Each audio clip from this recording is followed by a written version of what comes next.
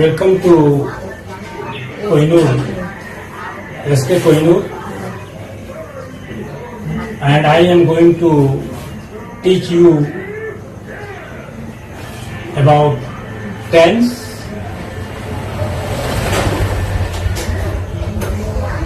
सबसे पहले tense means काल या समय।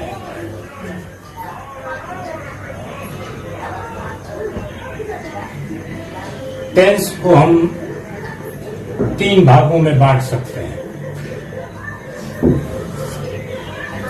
फर्स्ट,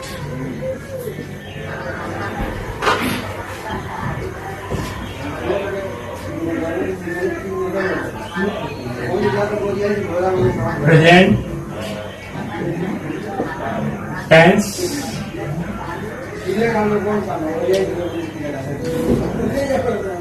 हिंदी है वर्तमान काल। वर्तमान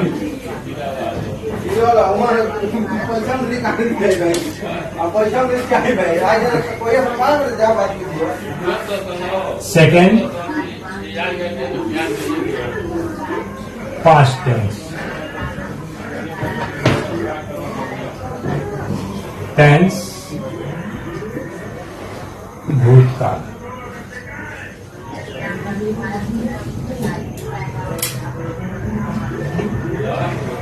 third, future tense,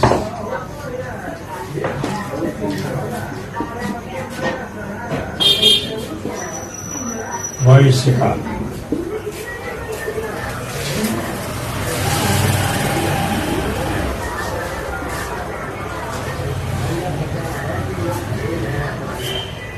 present tense means वर्तमान काल जो आपके सामने चल रहा है। पास्ट टेंस भूतकाल जो बीत चुका है। और फ्यूचर टेंस जो भविष्य में आने वाला है। जब हम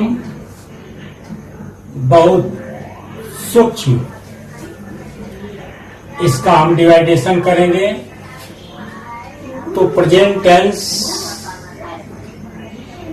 कुछ पल या सेकंड मात्र के लिए होता है। हमारे मुंह से निकलते हुए शब्द तुरंत पास्ट टेंस हो जा रहे हैं और निकलने वाले अभी शब्द जो हैं वो फ्यूचर में है। इसका मतलब कि प्रेजेंट टेंस क्षण मात्र के लिए, सेकंड के लिए होता है। केवल पास्ट और फ्यूचर होते हैं। लेकिन हम इसको जब पढ़ाने की बात आती है तो आज के दिन को हम वर्तमान मानते हैं। आज के दिन को हम क्या मानते हैं? वर्तमान मानते हैं। और बीते हुए दिन को भूतकाल और आने वाले समय को, अगले दिन को हम भविष्य काल के नाम से जानते हैं। लेकिन इसी को हम जब छोटा करेंगे तो प्रेजेंट कहने मात्र के लिए है केवल 2 टेंस लगभग, पास्ट और फ्यूचर। हमारे वर्ड निकलने के साथ ही वह पास्ट टेंस वर्ड हो जाता है।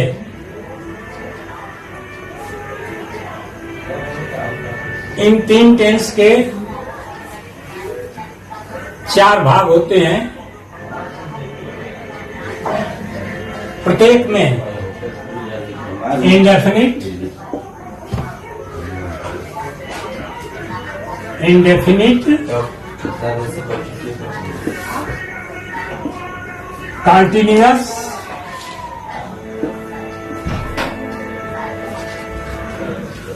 Continuous, perfect,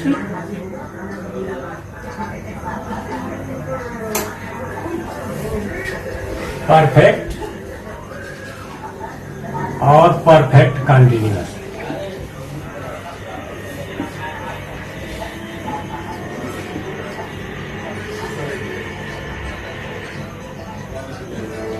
perfect continuous.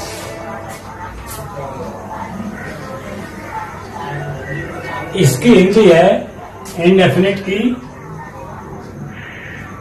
अनिश्चित।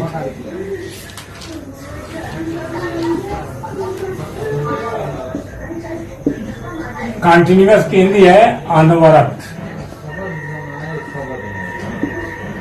परफेक्ट की हिंदी है पूर्ण और परफेक्ट कंटीन्यूअस पूर्ण अनवरत। पूर्ण अनवरत।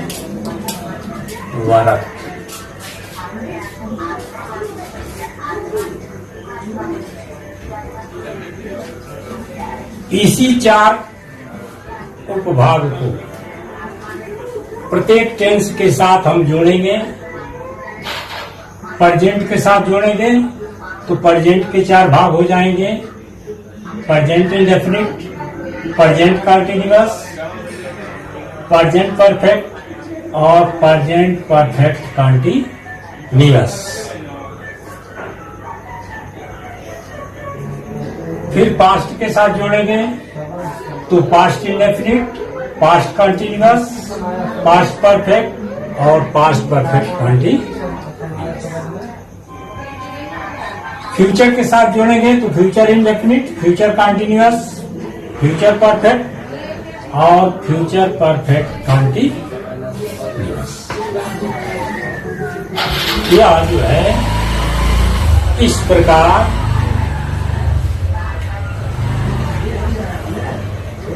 4 मिलाकर के कुल 12 टेंस हुए। इसके बाद हम सबसे पहले हम present indefinite, present continuous, present perfect और प्रेजेंट परफेक्ट कंटीन्यूअस के बारे में हम लोग पढ़ेंगे। आज जो है हम प्रेजेंट इंडेफिनिट टेंस के बारे में बताने जा रहे हैं।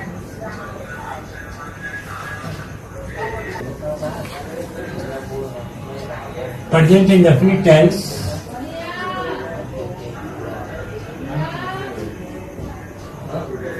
अनिश्चित वर्तमान काल।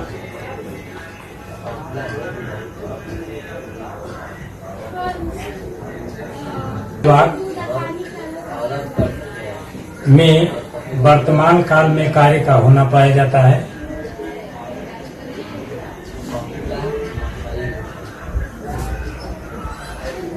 वाक्य के अंत में ता है, ती है, ते हैं आदि शब्द आते हैं। समय अनिश्चित रहता है।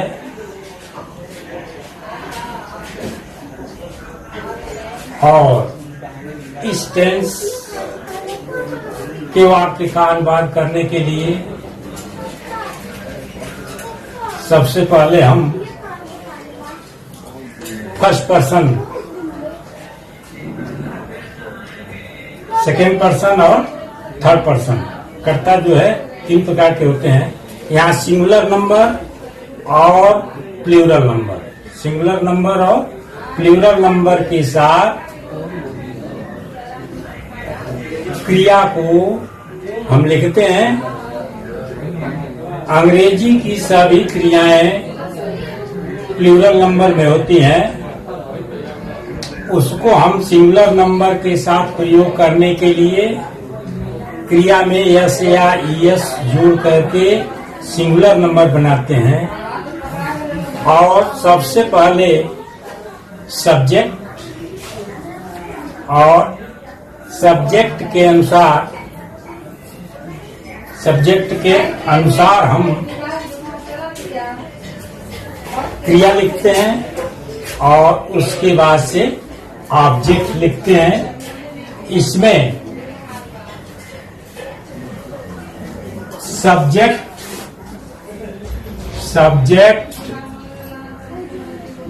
प्लस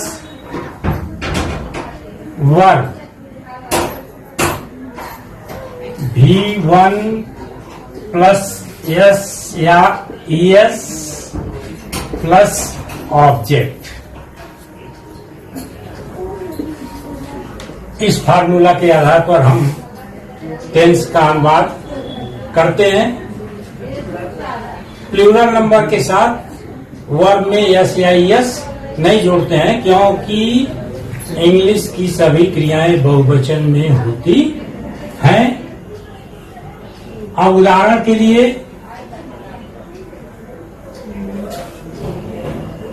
राम विद्यालय जाता है। राम विद्यालय जाता है। इसका अनुवाद सबसे पहले हम सब्जेक्ट ढूंढेंगे। सब्जेक्ट को हमने लिख दिया राम।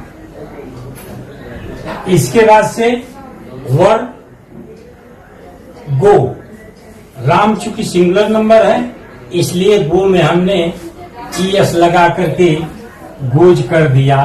राम गोज, और फिर उसके बाद से object to school. To school.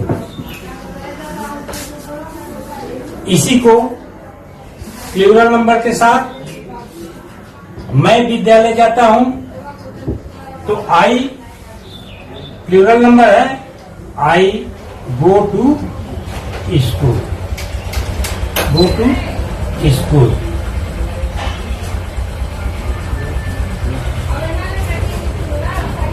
यह प्रेजेंट इंडेफिनिट का अफर्मेटिव सेंटेंस हो गया।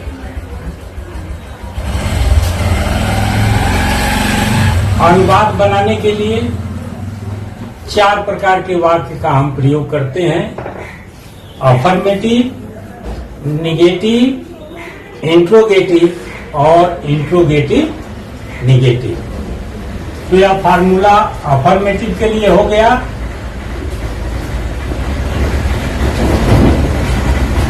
निगेटिव के लिए फार्मूला है डज नॉट ऑब्जेक्ट।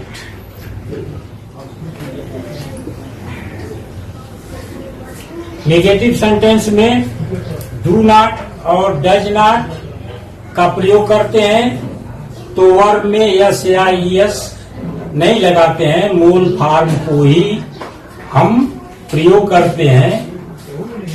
सब्जेक्ट के अनुसार do not does not singular number subject के साथ डज नॉट और प्लूरल नंबर सब्जेक्ट के साथ डू नॉट का प्रयोग करते हैं। मैं फुटबॉल नहीं खेलता हूँ। I do not play football.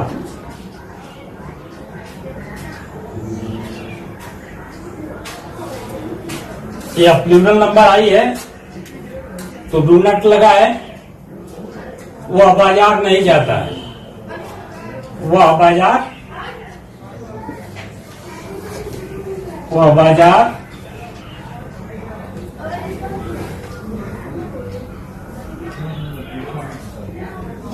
नहीं जाता है।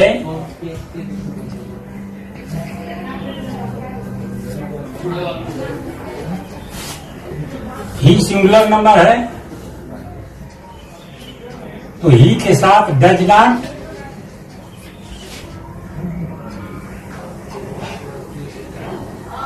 गो टू मार्केट।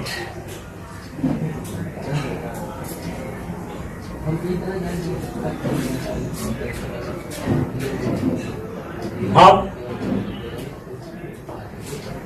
आपको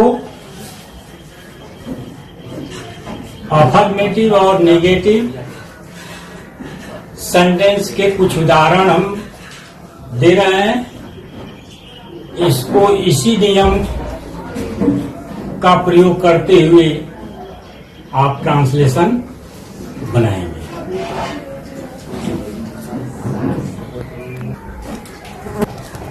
यह प्रेजेंट इंडेफिनिट का अफर्मेटिव और निगेटिव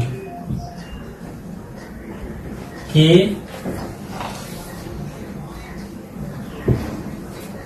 पांच उदाहरण लिखा गया है। इसको नियम के अनुसार अपने घर पर ट्रांसलेशन बनाइएगा और इसमें नियम को पढ़ करके सारे नियमों का प्रयोग करते हुए इसको ट्रांसलेशन बनाना है। फिर नेक्स्ट डे। धन्यवाद।